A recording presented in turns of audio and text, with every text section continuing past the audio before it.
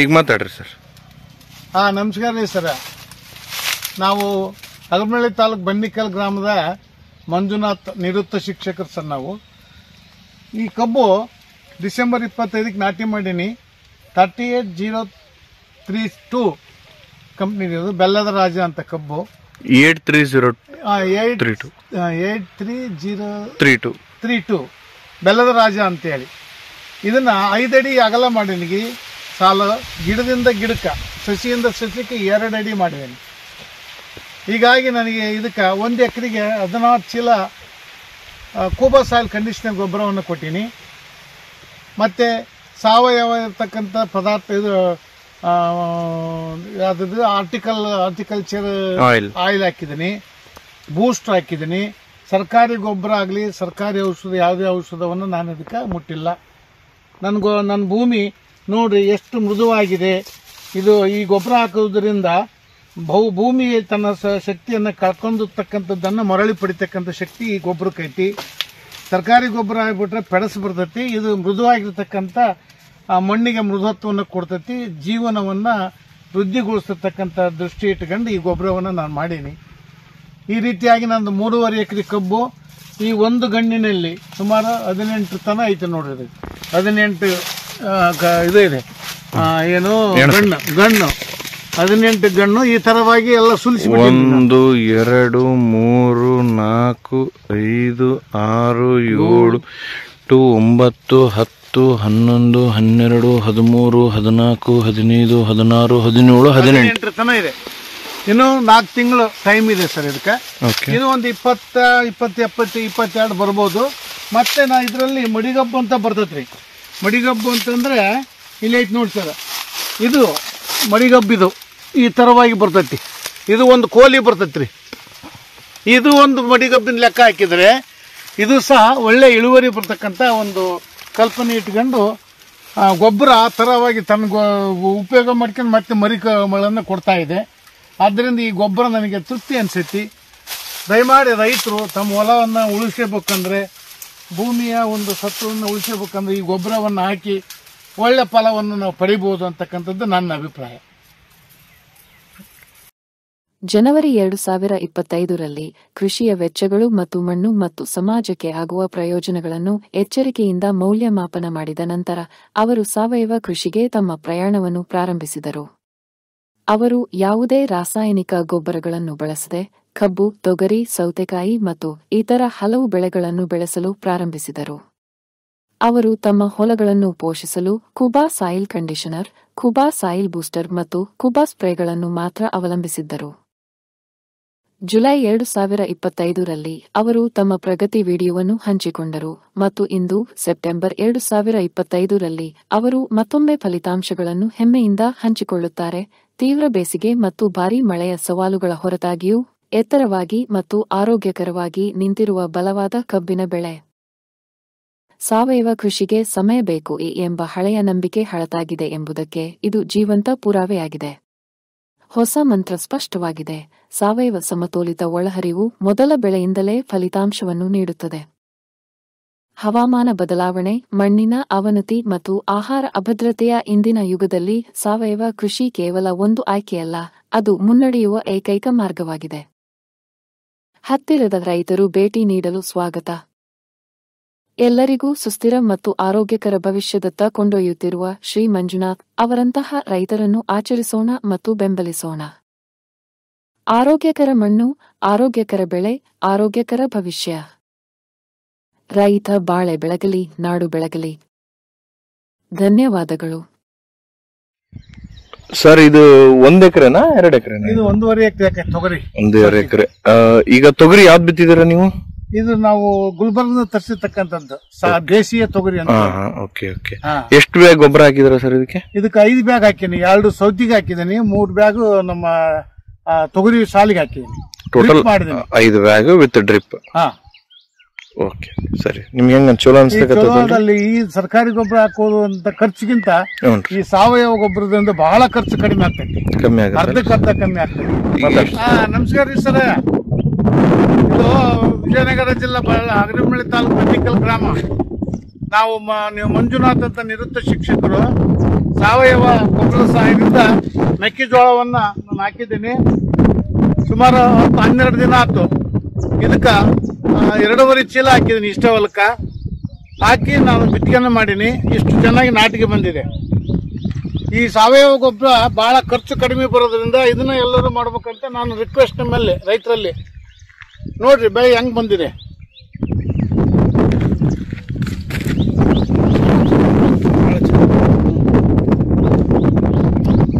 ಅಲ್ರಿ ಬಂದಿರೋದು ಈ ಸರ್ಕಾರಿ ಗೊಬ್ಬರಕ್ಕಿಂತ ಈ ಸಾವಯವ ಗೊಬ್ಬರ ಹಾಕೋದ್ರಿಂದ ಭೂಮಿ ಮೆತ್ತಗಿದೆ.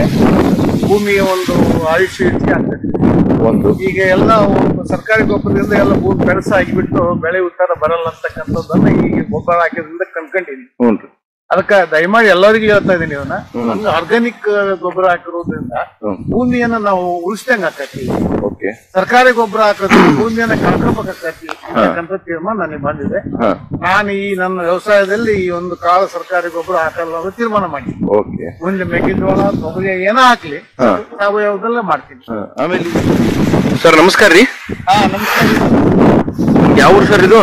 ಇದು ಹರಮಳ್ಳಿ ತಾಲೂಕು ಬಂಡಿಕಲ್ ಗ್ರಾಮ, ವಿಜಯನಗರ ಜಿಲ್ಲಾ. ಹೌದ್ರಿ. ಏನ್ ಸರ್ ಬೆಳೆ ಇದು? ಕಬ್ಬು. ಎಷ್ಟು ತಿಂಗಳ ಕಬ್ಬ ಐತಿ ಸರ್ ಇದು? ಇದು 5 ತಿಂಗಳು ಐತಿ ನೋಡಿ ಸರ್. 5 ತಿಂಗಳಾತ್ರಿ. ಏನು ಗೊಬ್ಬರ ಯೂಸ್ ಮಾಡ್ರಿ ಸರ್ ಇದಕ್ಕೆ? Khuba soil conditioner. ಕೂಬಾ ಸಾಯಿಲ್ ಕಂಡೀಷನರ್ ಎಷ್ಟು ಬ್ಯಾಗ್ ಯೂಸ್ ಮಾಡಿದ್ರ ಪರ್ ಎಕರ್? ಎಕರ್ಗೆ 16 ಚೀಲ. ಹೌದ್ರಿ. ಹೆಂಗ್ ಅನ್ಸಕತ್ತದ ನಿಮಗ್ ಕಬ್ಬು? ಬಹಳ ಚೆನ್ನಾಗಿ ಅನಿಸ್ತೈತಿ. ನೋಡ್ರಿ, ಈ ಸರ್ಕಾರಿ ಗೊಬ್ಬರಕ್ಕಿಂತ ಈ ಸಾವಯವ ಗೊಬ್ಬರ ಹಾಕೋದ್ರಿಂದ ಭೂಮಿ ಮೆತ್ತಗಿದೆ. ಭೂಮಿಯ ಒಂದು ಆಯುಷ್ಯ ಹೆಚ್ಚಿಗೆ ಆಗ್ತದೆ.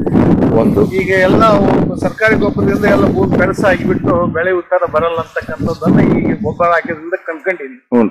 ಅದಕ್ಕೆ ದಯಮಾಡಿ ಎಲ್ಲರಿಗೂ ಹೇಳ್ತಾ ಇದೀನಿ. ಇವನ್ನ ಎಲ್ಲರೂ ಈ ಕೂಬಾ ಸಾಯಿಲ್ ಕಂಡೀಷನರ್ ಹಂಗ ಆರ್ಗಾನಿಕ್ ಗೊಬ್ಬರ ಹಾಕಿರೋದ್ರಿಂದ ಭೂಮಿಯನ್ನ ನಾವು ಉಳಿಸ್ದಂಗ ಆಕತಿ.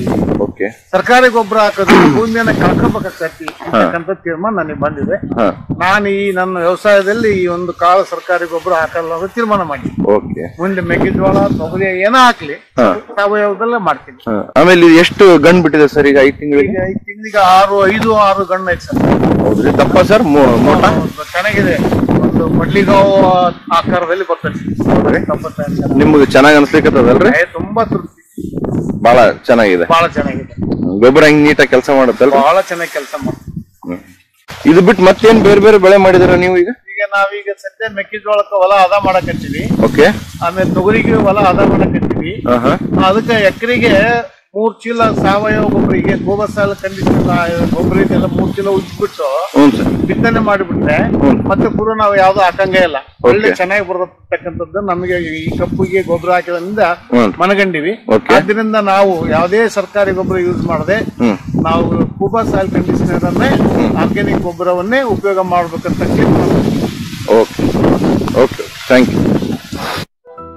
ನಾವ್ ಹೇಳೋದು. ಸರ್ಕಾರಿ ಗೊಬ್ಬರ ಹಾಕೋದ್ರಿಂದ ನಮ್ಮ ಭೂಮಿ ಹಾಳಾಕತಿ. ಭೂಮಿಯ ತನ್ನ ಜೀವಾಣುಗಳನ್ನ ಕಳ್ಕೊಳ್ಳುತ್ತೆ. ಹೌದು. ಬಂಜರು ಭೂಮಿ ಆಗ್ಲಿಕ್ಕೆ ಇನ್ನು ಅತಿ ಸಮೀಪ ಕಾಲ ಬಂದಿದೆ. ಆದ್ರಿಂದ ನೀವು ದಯಮಾಡಿ ಈ ಸಾವಯವ ಗೊಬ್ಬರ, ಸಗಣಿ ಗೊಬ್ಬರ ಅಂತ ಹಾಕಕ್ಕಾಗಲ್ಲ ನಮಗೆ. ಸಾವಯವ ಗೊಬ್ಬರ ಮಾಡೋದ್ರಿಂದ ಭೂಮಿ ಉಳಿತಾಕತಿ, ನಾವು ಉಳಿತೀವಿ. ಭೂತಾಯಿ ರಕ್ಷಣೆ ಮಾಡ್ಬೇಕು, ನಮ್ಮೆಲ್ಲರ ಕರ್ತವ್ಯ ಅಂತಕ್ಕಂಥ ದೃಷ್ಟಿ ನನಗಿದೆ.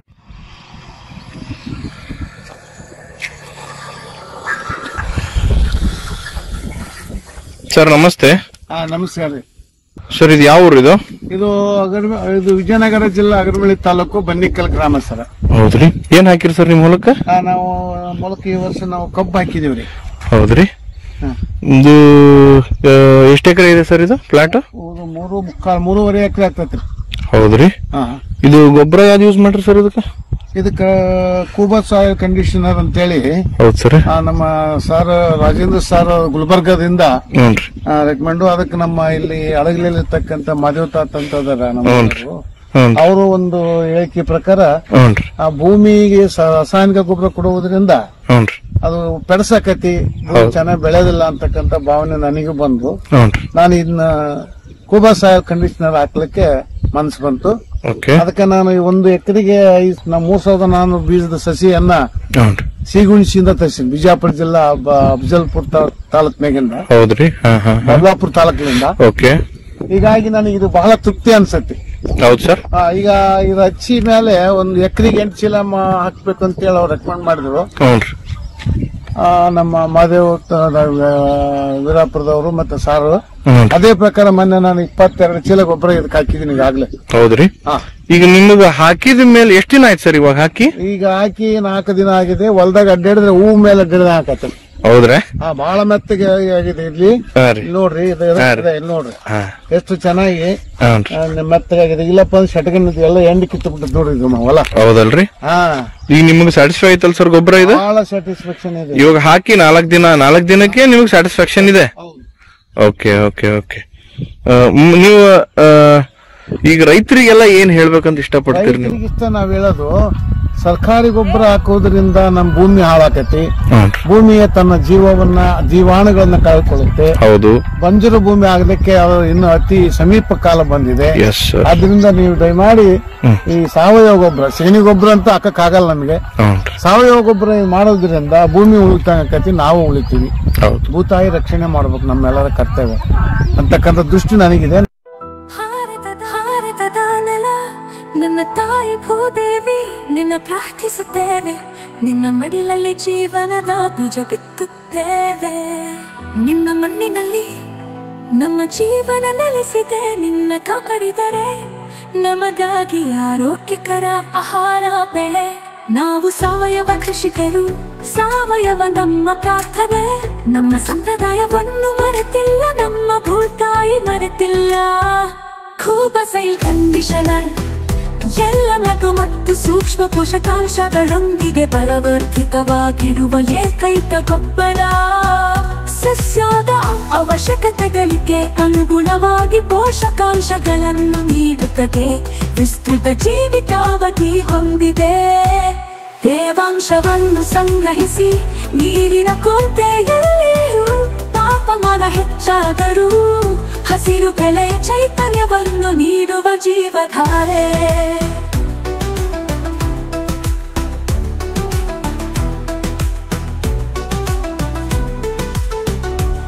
ಈ ಗೊಬ್ಬರವು ಎಲೆಗಳು ಬೇರುಗಳ ನೇರ ಸಂಪರ್ಕಕ್ಕೆ ಬಂದರೂ, ಗೊಬ್ಬರ ಹಾಕಿದ ನಂತರ ನೀರು ಹಾಕುವುದು ತಡವಾದರೂ ಸಸ್ಯಗಳಿಗೆ ಯಾವುದೇ ಹಾನಿಕಾರಕ ಪರಿಣಾಮಗಳಿಲ್ಲ.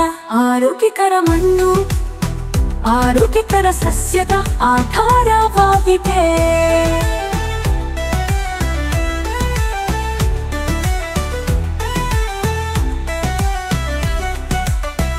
ಆರೋಗ್ಯಕರ ಮಣ್ಣು ಆರೋಗ್ಯಕರ ಸಸ್ಯದ ಆಧಾರವಾಗಿದೆ.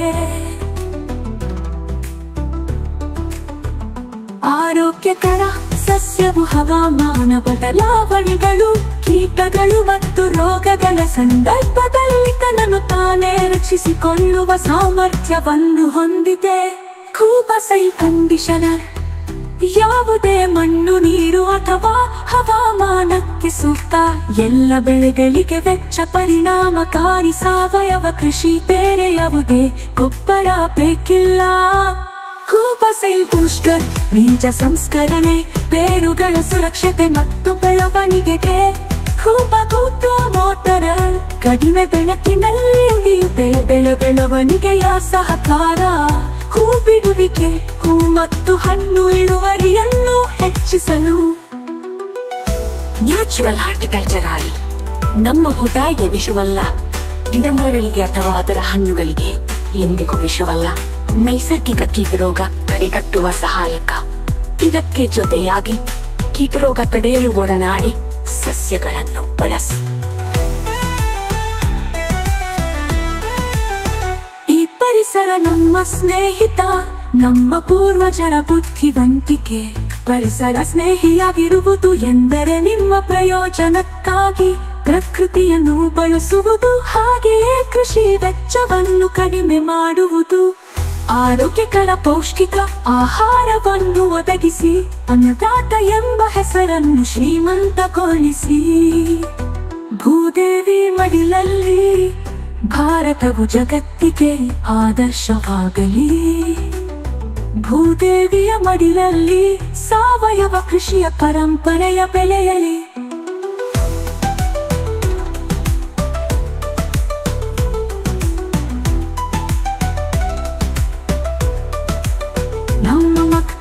ಭವಿಷ್ಯಕ್ಕಾಗಿ ಆರೋಗ್ಯಕರ ಮಣ್ಣು ಉಳಿಯಲಿ, ಆರೋಗ್ಯಕರ ಆಹಾರ ಬೆಳೆಯಲಿ.